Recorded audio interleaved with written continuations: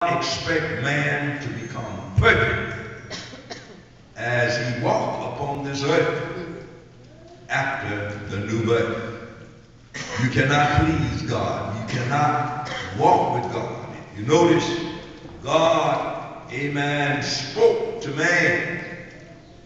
We record that he spoke to man one time in his imperfection. That's when he failed. God spoke to him and made him a promise of a redeemer to bring him back to perfection. You don't find God speaking to man no other times if they was not walking in perfect obedience unto God. You notice you say, well, how did God speak to the minor prophets and to those that was, amen, before that coming of Jesus Christ? You notice what God did.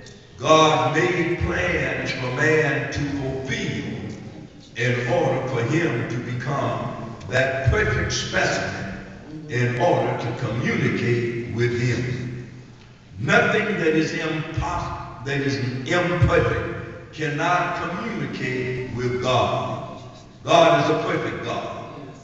Amen. God is a God. Amen. Expect perfection out of everything that he has created. And he demands it. You say, how can this thing be? Amen. God gave to Israel, amen, when God called Israel out, Job was in his oneness, not Job, Abraham in his oneness mind.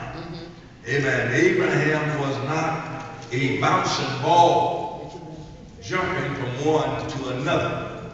Abraham, according to history, was a moon worshiper, but he only had one God. He only had one purpose in mind. Amen. To be true to that one. So when God called him and he surrendered to God. Amen. And became that perfect being in the eyes of God. See, you can't, amen, walk with God until even now until you come to the place where you become sorrowful for all your sin. Yes, sir. You might talk saying, I'm sorry, but you don't get the prayers answered until you meet God's condition of repentance, yes, of submission totally unto God's word. And this is what God requires. One writer said, God does not hear sinners' prayer. I agree with you 100%. But when you become repentant, amen, you step from that's the grounds right, of being a sinner that's scripture, to perfection in the eyes of God. amen, See, when you come to the place where you repent of your sins, this means that you stop amen. your sin.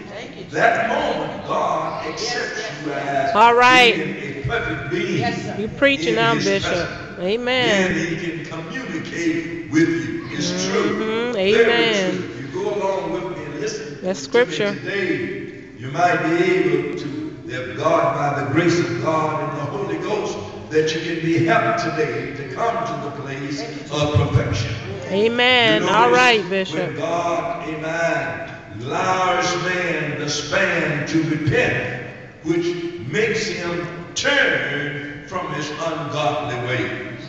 The Bible declares that when Adam and Eve had sinned, bless God, and they looked at themselves and saw that they was naked. Amen. It grieved God to his heart. And even God even asked them, who told you you was naked? God talked to them.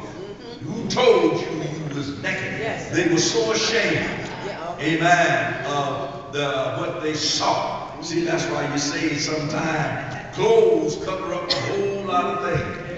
Amen, on your body. It makes you, amen, become more thoughtful. You look at your body in a mirror, and have nothing on. You say, well, my Lord, I need to.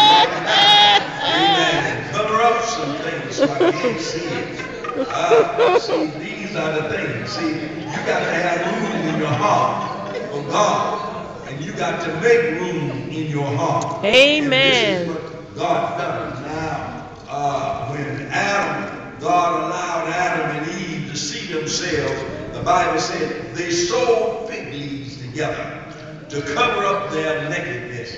But when God talked to them, the Bible says, amen, God slew an animal and made them clothes of skin and gave it to them that they cover up, amen, the things that they saw.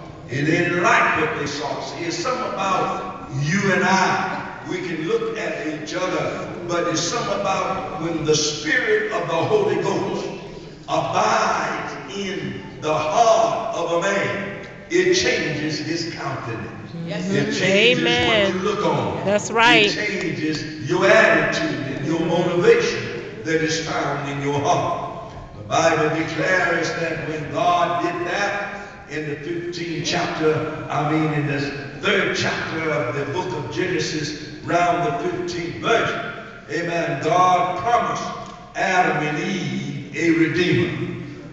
They had fallen from grace. They was in disgrace in the eyes of God.